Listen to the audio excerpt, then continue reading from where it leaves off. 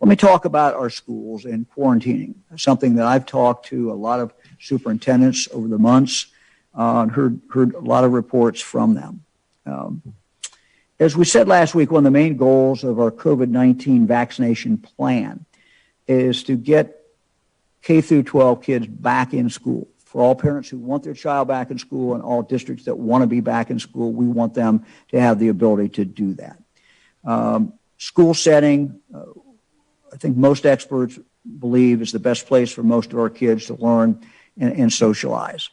There's no question that it also supports developmental and emotional well-being. It's critical that we ensure our students and staff return to school safely.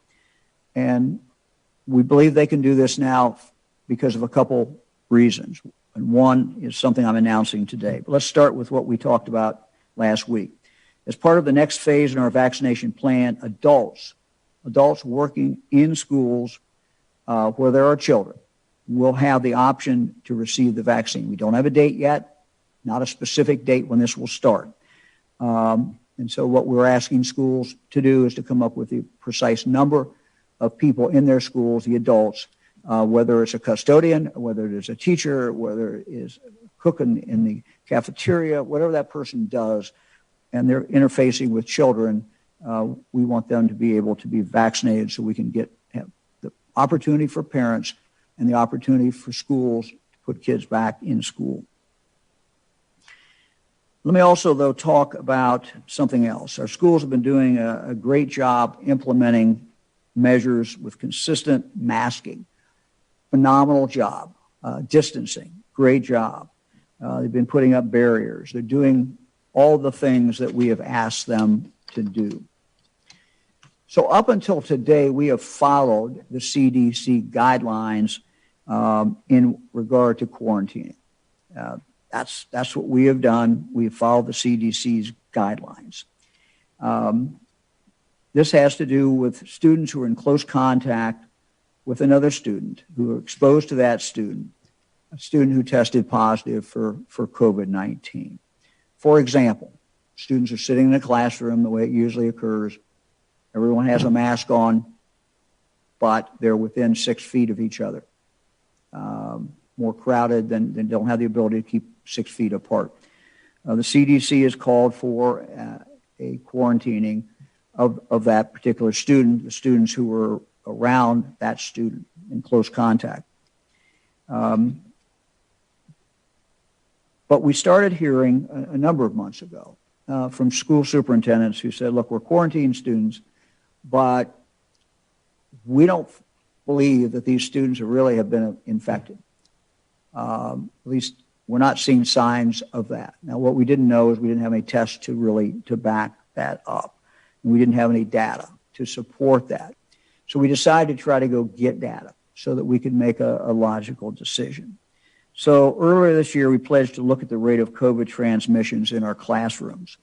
We asked researchers at what's called the Ohio Schools COVID-19 Evaluation Team, which consists of the Ohio Colleges of Medicine, Government Resource Center, the Ohio State University, Wright State University, Ohio University, and the Post-Acute Rapid Response Team to help us by conducting an evaluation in our K through 12 schools.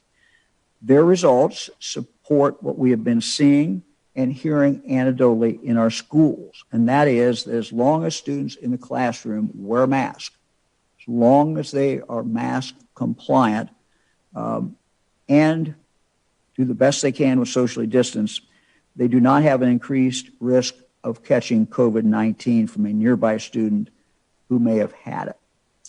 Let me now go to Dr. Vanderhoff, who's going to give you a little more details about the study, and then we'll talk about what our new recommendation is going to be to our schools. Doctor? Thank you, Governor.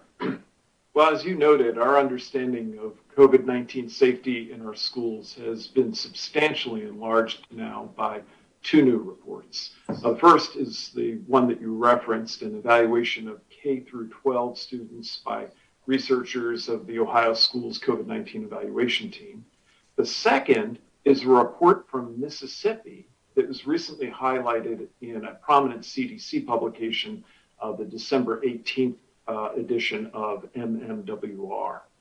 I'll start with our Ohio data, which involved the testing of 728 children in 7 school districts between November 10th and December 18th. Now, among the students were 524 children who, while in a school classroom, were noted to be in close contact under the current CDC guidelines with someone with COVID-19. The others in the study were either further away in that same classroom or outside that classroom, but in the same grade. And here's what the researchers found. There was no discernible difference in the incidence rate among the exposed students and the students who weren't exposed. The rates for both groups hovered right around 3%.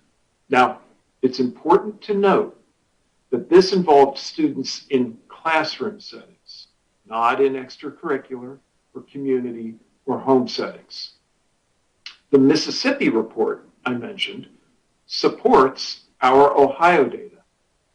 It shows that the close contacts of children with COVID-19 were more likely to be family members and less likely to be classmates. Importantly, attending school in person or during the 2 weeks before being tested was not associated with an increased likelihood of a positive COVID test. So here's what we believe. As Governor DeWine just said, our schools have been doing a tremendous job of implementing robust safety measures. When they're applied daily across the state, our schools represent the safest place for most of our students. When you couple this with the fact that teachers and other staff will soon be eligible to receive the COVID-19 vaccine, we really believe we have a solid package. Now, we've known for some time that being in school is, as the governor referenced, important for students, for their academic progress, their socialization, their developmental and mental health. Now, we have the data to tell us that school is also the safest place for our students, even in the midst of this COVID-19 pandemic. Governor? Doctor, thank you very, very much. So today we are changing our guidance. As the doctor said, we continue to learn more, and I know that there's been a great deal of pain and students not being able to do things because they've been quarantined. And I fully understand that, and I'm sorry that that happened. But we had to go follow the CDC guidance.